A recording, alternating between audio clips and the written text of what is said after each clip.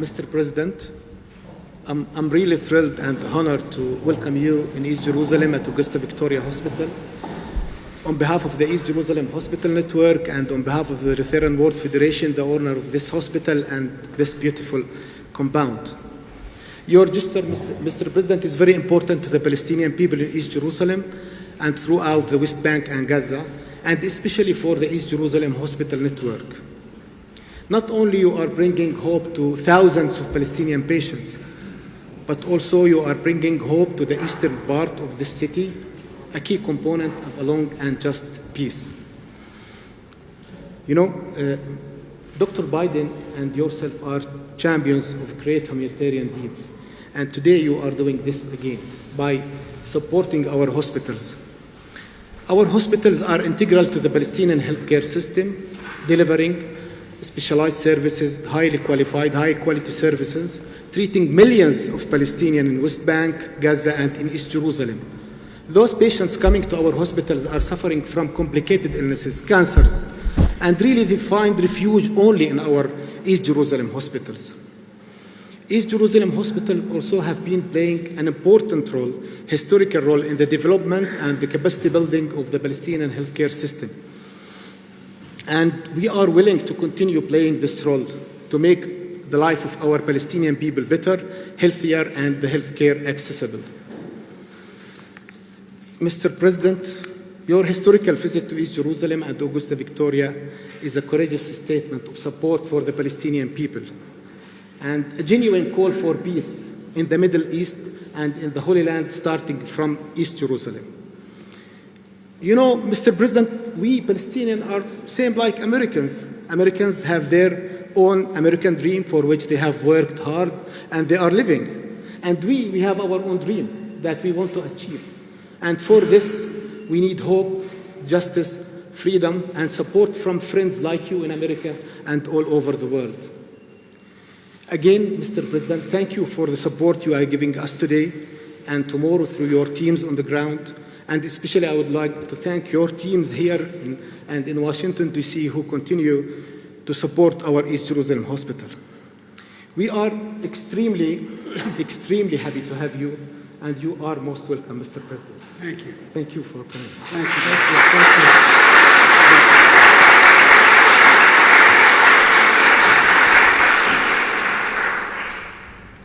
you. My name is Joe Biden. I'm Joe Biden's husband.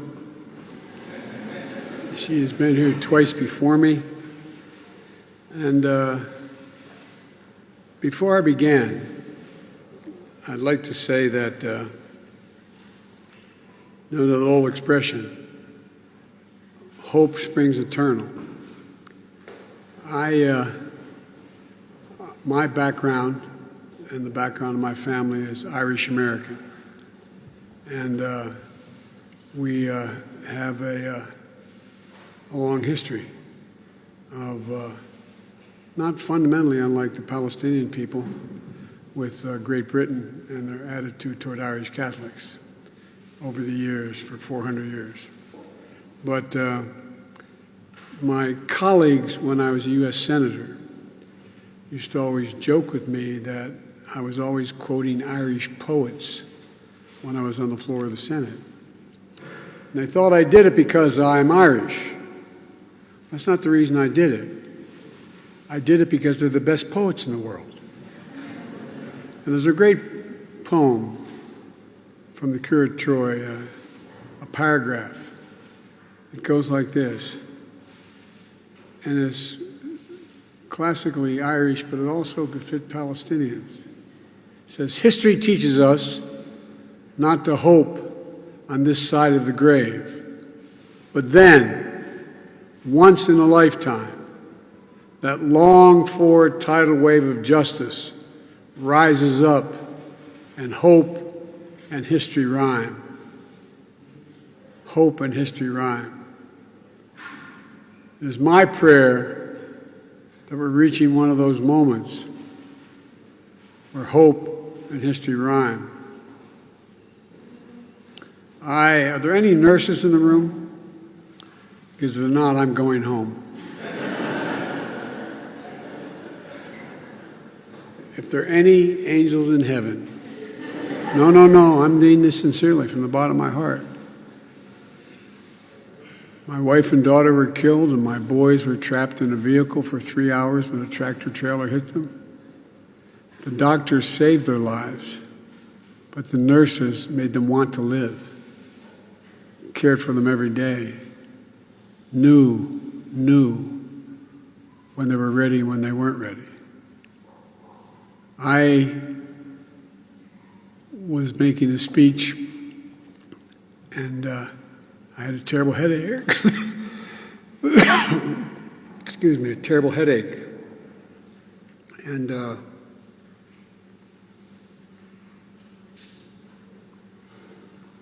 sorry. I swallowed wrong. I had a terrible headache. This is years ago, and I did a very stupid thing. I got on an aircraft, and I flew home. Turned out I had 2 cranial aneurysms, and I got rushed to a hospital in the middle of a snowstorm for a 9.5-hour operation. That saved my life. Then I had the second operation. They found an aneurysm on the other side of my brain. I joked the reason they went in twice to take the top of my head off was they couldn't find a brain the first time. But in between, I had a major embolism. It almost killed me. Nothing unusual that other people haven't gone through. But I look back on, and I don't think you nurses are nearly appreciated enough. What I found was, you lie in the ICU, and I've not said this publicly before, and you look at the monitors, and you know if the line goes flat, you're dead. You don't know what each monitor is, but you know. And I really mean it, Bishop. It's true. But you just get tired. Even when you're not in pain, you just want to quit. And the nurses at Walter Reed Hospital would come up. They'd rub my face. They'd whisper in my ear. They'd get close and tell me it's going to be okay. They made a difference in my life. My son spent a year in Iraq. He was the Attorney General of the state of Delaware. He should be the man standing here talking to you as president, not me. He came home because where he slept for a year in Iraq was about 150 yards from a burn pit, where they burned everything from fuel to garbage. He went, the fittest guy in his regiment, in his outfit. They came home with stage 4 glioblastoma. I watched for 14 months the nurses take care of him, the doctors as well, but every day, every single day. And so I really mean it from the bottom of my heart. Nurses. Doctors are critical. I'm not in any way diminishing the role of a doctor. But nurses. Nurses give you as much hope, male and female, as anybody else does. I want to thank the CEO and everyone at East Jerusalem Hospital Network for welcoming me this morning. This is the first time I had the opportunity to see for myself the outstanding work that you do here that I've heard about for such a long time.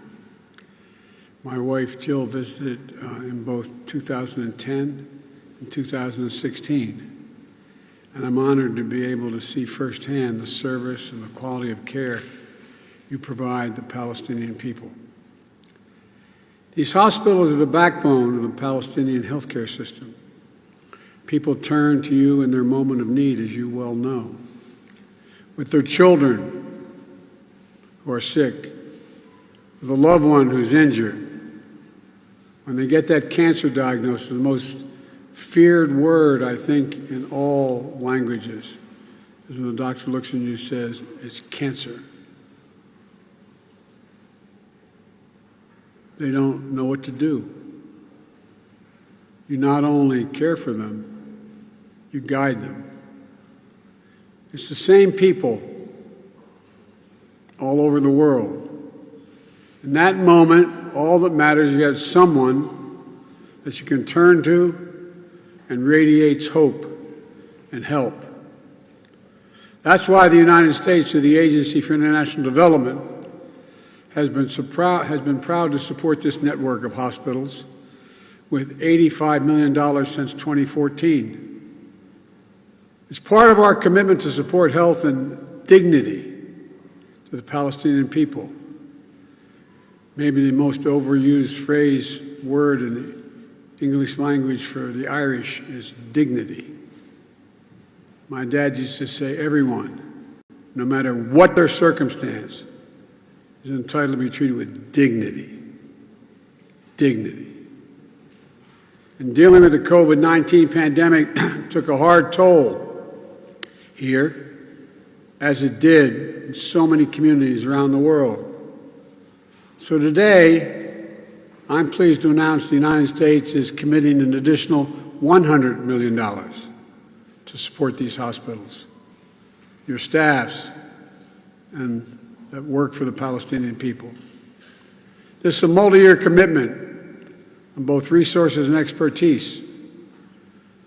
When I was vice president, I asked the president, then Barack Obama, I asked him whether or not I could start what we called a cancer moonshot. I visited every major cancer hospital in the world, with one exception, and I mean it literally. Because there's so much we're just on the edge of being able to discern. We're so close, dealing with so many cancers. When I got elected president, I announced that one of my goals was to change cancer as we know it. So it was no longer viewed by many people as it is, as a death sentence, but as a disease that can either be cured or lived with. And we started this cancer moonshot with billions of dollars at home. Within our National Institute of Health, I set up a provision where, like within the Defense Department, there's a special office. In the Defense Department, it's nothing but looking at breaking technologies, whether it's just across the board. That's where the internet came from. Well, I'm doing the same thing at the National Institute of Health, just focusing on cancer, period. This one provision. It represents our investment in the future as hopefully this $100 million will generate other large contributions from other countries, focusing on the health of the Palestinian people, so they'll continue to have access to the best available care. So they know they have somewhere to turn for help.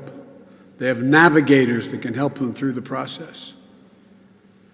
Those of you who've been on the other side of a diagnosis know the most frightening thing is when you get the word, whatever it is, you can hardly listen.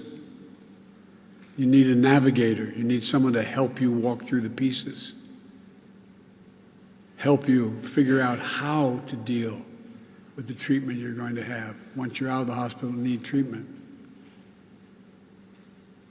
Working together, it is my prayer the United States will both help relieve the hospital's burden of debt and support the targeted infrastructure upgrades and key reforms in patient care to ensure long-term financial stability.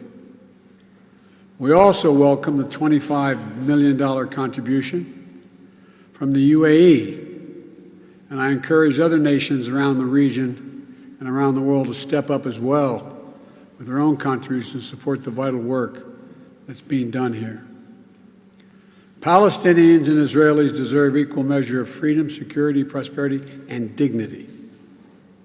and access to health care when you need it is essential to living a life of dignity for all of us.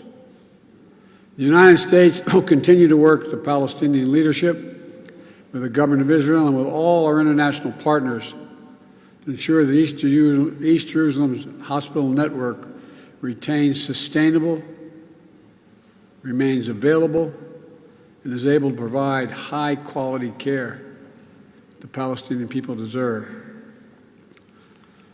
I could say much more, but if my mother were here, Bishop, she'd look at me and say, "Joey, hush up. You've spoken too long." But I want to thank you again for welcoming me today. Most importantly, thank you for taking care of all the patients whose lives you make better. May God bless you all, and I'm finished. Thank you.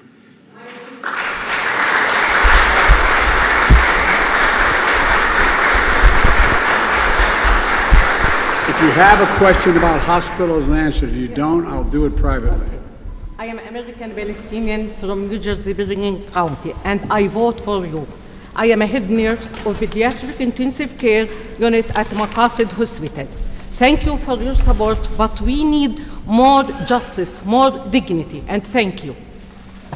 Thank you. Thank you, folks. Appreciate it very, very much. Thank you.